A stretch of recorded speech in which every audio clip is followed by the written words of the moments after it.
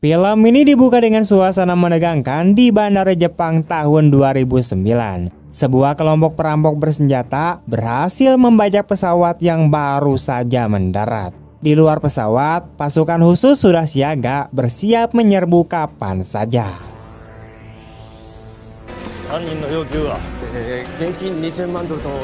Di dalam, para penumpang ketakutan di mana mereka saling berpelukan dan menangis, tetapi ada satu wanita yang terlihat tenang. Dialah Yamaguchi Kumiko atau yang biasa dipanggil Yankumi. Saat itu, ia baru saja bangun tidur dan berusaha menenangkan penumpang di sebelahnya. Tapi karena suaranya terlalu keras, justru malah menarik perhatian para pembajak. Salah satu dari mereka langsung menodongkan pistol ke wajah Yankumi. Anehnya, ia sama sekali tidak gentar. Dengan wajah datar, ia malah memarahi para pembajak itu seolah sedang menegur murid-murid nakal di kelas.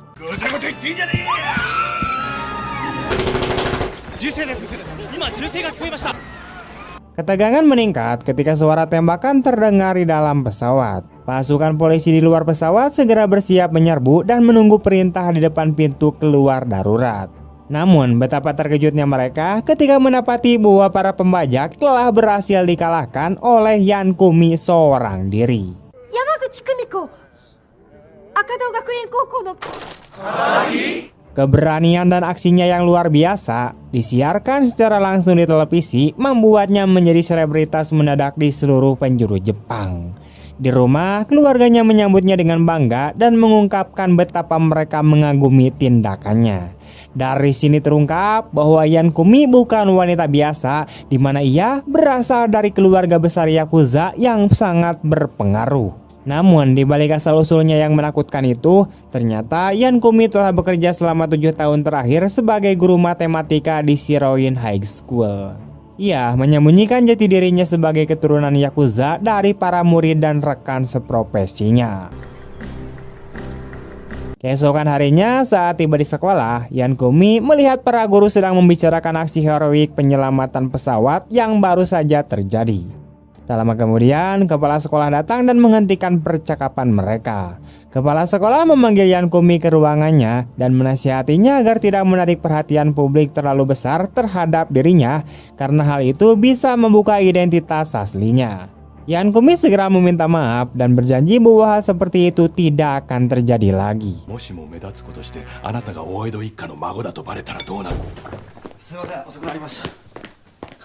Namun pembicaraan mereka tiba-tiba terhenti saat seorang guru magang baru datang.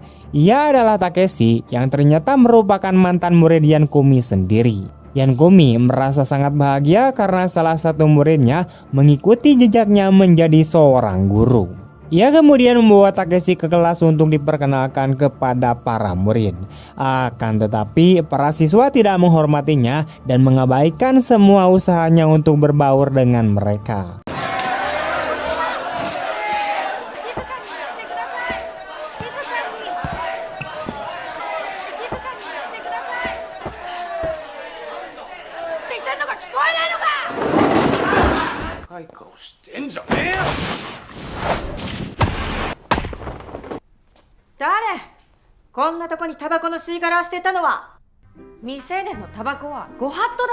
Yankumi kemudian berinisiatif mengundang para siswanya ke lapang agar mereka bisa mengenal Takeshi lebih baik. Sayangnya, tidak satupun murid yang datang, membuat Yankumi kesal dan kecewa. Sementara itu di atap sekolah, terlihat 5 orang murid sedang berbincang. Pemimpin mereka adalah seorang siswa bernama Naoya. Mereka sedang membicarakan mengapa Takeshi tiba-tiba kembali ke sekolah sebagai guru, padahal dulunya ia adalah siswa pembuat onar. Adegan berikutnya menampilkan para mantan murid Yankumi yang kini sudah lulus berkumpul di sebuah restoran untuk makan bersama. Mereka membicarakan bahwa mereka baru saja melihat Yankumi bersama seorang pria dan merasa terkejut karena tak menyangka Yankumi bisa memiliki pasangan. Saat mereka masih memperdebatkan hal itu, Yankumi datang bersama Takeshi untuk makan siang. Di sana, Yankumi memperkenalkan Takeshi sebagai guru baru di sekolahnya. Setelah suasana kembali tenang, mereka semua memutuskan untuk makan bersama. Di tengah makan, mereka saling bercerita tentang kehidupan masing-masing setelah lulus sekolah. Kemudian, adegan berpindah ke Naoya dan teman-temannya yang sedang nongkrong santai di pinggir jalan. Tiba-tiba, sekelompok geng motor datang dan mencoba memeras uang dari mereka. Melihat hal itu, Naoya dengan cepat melindungi teman-temannya dan memperingatkan geng tersebut agar tidak mengganggu mereka.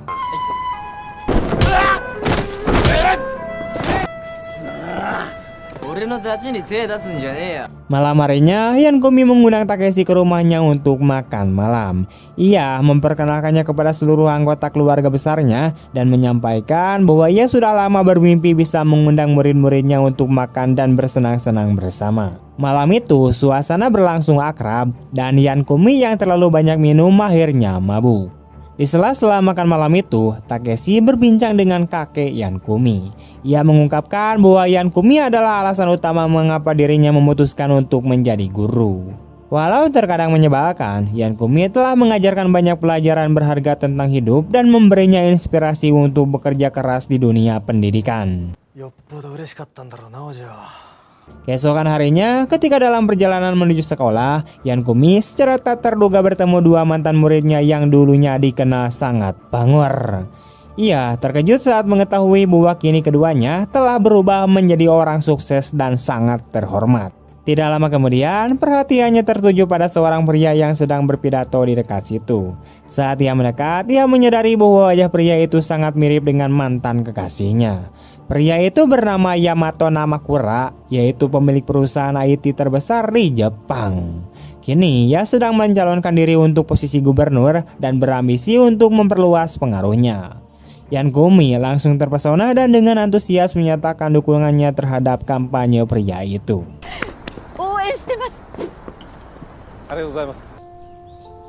Adegan berikutnya kembali ke Shiroin High School, di mana sebuah geng motor datang secara tiba-tiba. Mereka adalah anggota dari kelompok terkenal bernama Black School yang datang untuk membalas dendam kepada Naoya. Para guru menjadi panik dan ketakutan, sementara kepala sekolah segera menelepon polisi untuk meminta bantuan. Namun begitu mendengar bahwa polisi sedang menuju lokasi, para anggota Black School memutuskan untuk mundur terlebih dahulu, tapi mereka bersumpah akan kembali untuk menuntut balas.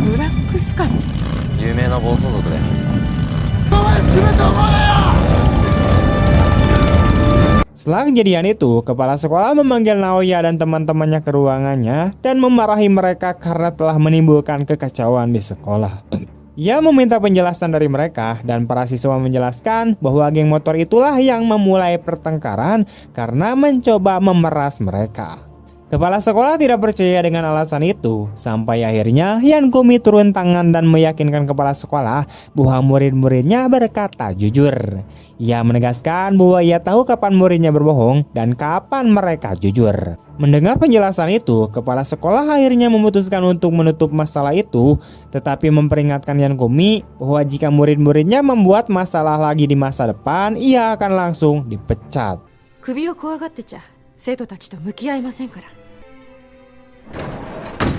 Beberapa waktu kemudian di kelas, Naoya dan teman-temannya terkejut bahwa mengetahui Yankumi telah mempertaruhkan pekerjaannya demi mereka. Karena tidak ingin membuat gurunya terus dalam masalah, Naoya memutuskan untuk menyelesaikan urusannya dengan geng motor itu sendiri. Teman-temannya mencoba menahannya dan memperingatkan bahwa kelompok tersebut sangatlah berbahaya, namun Naoya tetap bersikeras dan pergi seorang diri. Tak lama kemudian, Yankumi datang ke kelas bersama Takeshi dan baru mengetahui bahwa Naoya telah pergi untuk menghadapi gangster itu. Ia merasa kecewa karena teman-teman Naoya tidak berusaha menghentikannya dan hanya membiarkannya pergi sendirian. Setelah menegur mereka, Yankumi langsung bergegas pergi untuk mencari Naoya.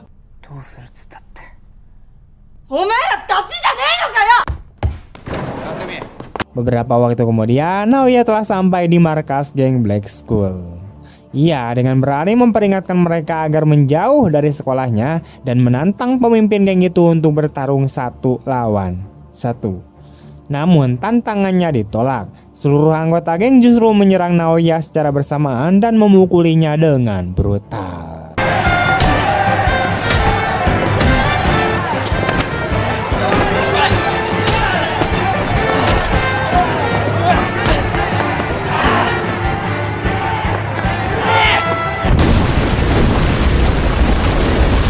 Tapi beberapa saat kemudian, gempa mengguncang gedung dan sebagian tembok rubuh meninggalkan lubang besar di dinding. Dari sana muncul Yankumi yang langsung memerintahkan geng itu untuk melepaskan muridnya. Namun bukannya menuruti, gangster itu justru menyerangnya. Dengan keberanian luar biasa, Yankumi melawan mereka satu persatu.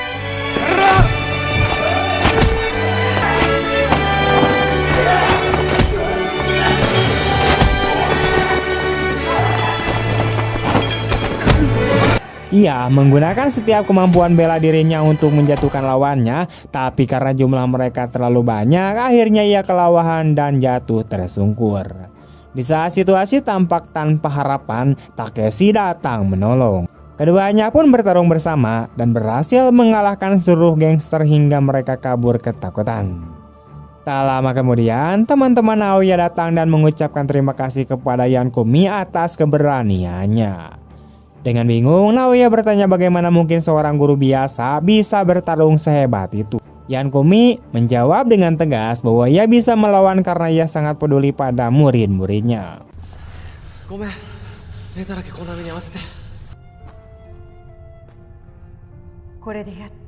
Keesokan harinya, Naoya mulai memperlakukan Yankumi dengan lebih hormat. Ia bahkan menyapa gurunya dengan ramah di pagi hari.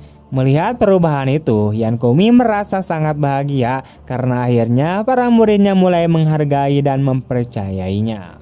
Namun di hari yang sama, beberapa polisi datang ke sekolah. Yankumi panik, mengira kedatangan mereka berkaitan dengan perkelahian yang terjadi semalam. Tapi ternyata bukan. Polisi datang karena salah satu murid bernama Ren Kazuya diduga terlibat dalam kasus peredaran narkoboy. Para guru membela Kazuya, mengatakan bahwa dia adalah siswa baik dan tidak mungkin terlibat hal seperti itu. Namun polisi menjelaskan bahwa dompet milik Kazuya ditemukan di tempat kejadian perkara dan sejak malam sebelumnya ia tidak terlihat lagi. Yankumi menolak percaya bahwa Kazuya bersalah. Ia yakin ada alasan lain di balik semua ini dan memutuskan untuk mencarinya sebelum polisi menemukannya.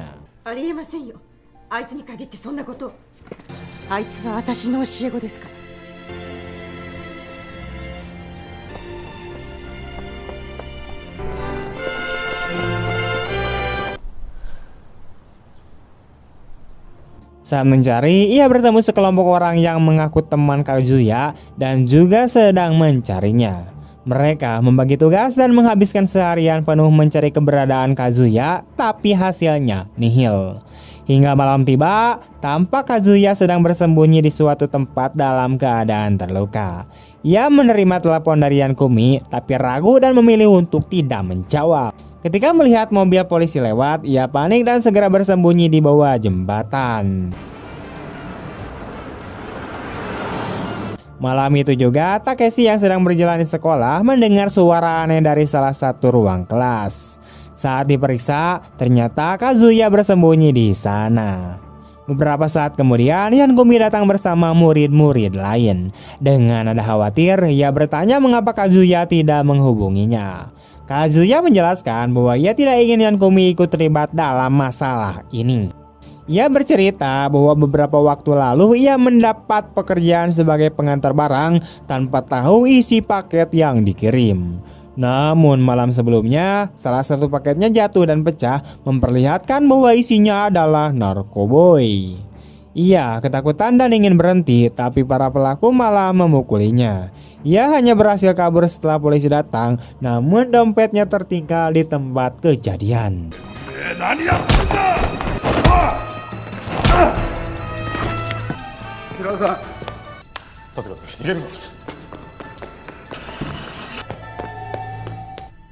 Mendengar penjelasan itu, Yankumi menanyakan alasan Kazuya bekerja. Dengan nada sedih, Kazuya menjawab bahwa ia hanya ingin membantu adiknya yang kesulitan ekonomi. Yankumi yakin bahwa Kazuya tidak bersalah dan menawarkannya tempat aman untuk bersembunyi malam itu bersama teman-temannya. Sesampainya di rumah, Yankumi memerintahkan saudara-saudaranya untuk menyelidiki siapa dalang di balik bisnis narkoboy itu. Tak butuh waktu lama, mereka menemukan bahwa otak di balik semua ini adalah Yamato Nakamura, seorang pengusaha kaya raya yang juga berpengaruh di dunia politik. Karena kekuasaan dan koneksinya yang luas, sangat sulit untuk menjeratnya dengan hukum. Mendengar itu, Yankumi marah besar dan bersumpah akan membuka semua kebusukan Yamato ke publik. Namun tanpa sepengetahuannya, Kazuya dan teman-temannya yang mendengar pembicaraan tersebut memutuskan untuk bertindak sendiri. Mereka ingin melindungi Yankumi dari bahaya, jadi memutuskan untuk mencari bukti ke markas Yamato.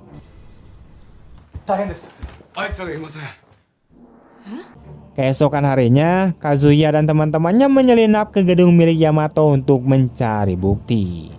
Di saat bersamaan, Yankumi dan Takeshi juga menuju ke sana. Setibanya di tempat itu, mereka melihat tim media sedang mempersiapkan kampanye politik untuk Yamato yang sedang mencalonkan diri sebagai gubernur. Sementara itu, Kazuya dan teman-temannya menemukan sebuah ruangan berisikan banyak kotak penuh narkoboy. Tapi sialnya, para anak buah Yamato datang dan memergoki mereka.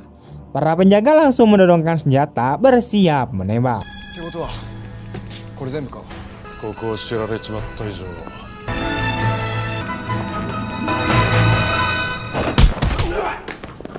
Namun di saat genting itu, Yankumi muncul dan melumpuhkan semua penjaga dengan kecepatan dan keberanian luar biasa. Sementara itu, Yamato sedang memberikan pidato kampanye yang disiarkan langsung di televisi nasional. Dalam pidatonya, ia berjanji akan memajukan kota jika terpilih sebagai gubernur. Namun tiba-tiba, Yankumi naik ke atas panggung dan mengungkapkan semua kejahatan yang dilakukan Yamato di depan kamera. Tak berhenti di situ, para muridnya menyiarkan secara langsung lokasi di mana semua narkoboy disembunyikan. Melihat hal itu, para penunggu Yamato panik dan berhamburan untuk pergi. Kurose-san, anta no shoutai wa?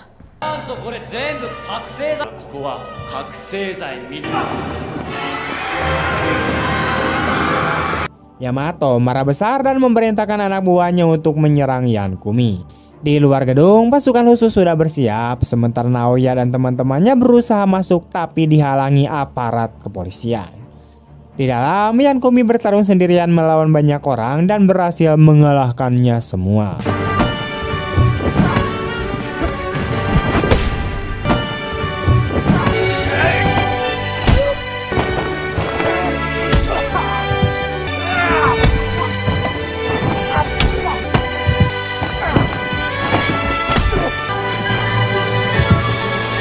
Yamato yang putus asa menodongkan pistol ke arah Yankumi dan menuduhnya telah menghancurkan hidupnya. Namun dengan tenang, Yankumi memintanya untuk menyerah dan mengatakan bahwa tidak ada kata terlambat untuk memulai hidup baru. Setelah perdebatan panjang, Yamato akhirnya menurunkan senjatanya dan menyerahkan diri. Beberapa saat kemudian, pasukan khusus masuk ke gedung dan bersiap menangkap Yamato. Yankumi meminta agar mereka tidak menembaknya karena ia sudah menyerah. Yamato pun dibawa keluar dalam keadaan aman, sementara seluruh negeri dibuat kagum oleh keberanian Yankumi. Keesokan harinya, Yankumi menjadi sosok yang sangat terkenal. Ia dipuji oleh para guru, murid, bahkan kepala sekolah atas keberaniannya dan juga masyarakat Jepang. Di kelas, ia mengajak murid-muridnya untuk bermain kejar-kejaran di lapangan. Awalnya semua diam, tapi setelah Naoya memulai, seluruh siswa pun ikut berlari gembira bersama Yankumi. Suasana penuh tawa dan kebahagiaan pun menutup kisah mereka. Dan disitulah film ini pun tamat. Film ini mengajarkan bahwa kebaikan dan keberanian sejati tidak selalu datang dari mereka yang terlihat sempurna di mata dunia. Yankumi yang lahir dari keluarga Yakuza yang keras membuktikan bahwa masa lalu bukanlah penghalang untuk menjadi orang baik dan bermanfaat bagi sesama. Ia menunjukkan bahwa menjadi guru bukan sekadar mengajar pelajaran di kelas, tetapi juga menuntun murid-muridnya untuk memahami arti tanggung jawab, persahabatan, dan keberanian untuk menghadapi kesalahan. Lewat caranya yang keras tapi penuh kasih, Yan Komi mengingatkan kita bahwa setiap orang berhak punya kesempatan untuk berubah dan memperbaiki diri. Tidak peduli seberapa buruk apapun masa lalumu, selama kamu masih mau berjuang dan tetap setia pada nilai-nilai kebaikan, kamu bisa membawa perubahan bukan hanya untuk dirimu sendiri, tapi juga untuk orang lain di sekitarmu.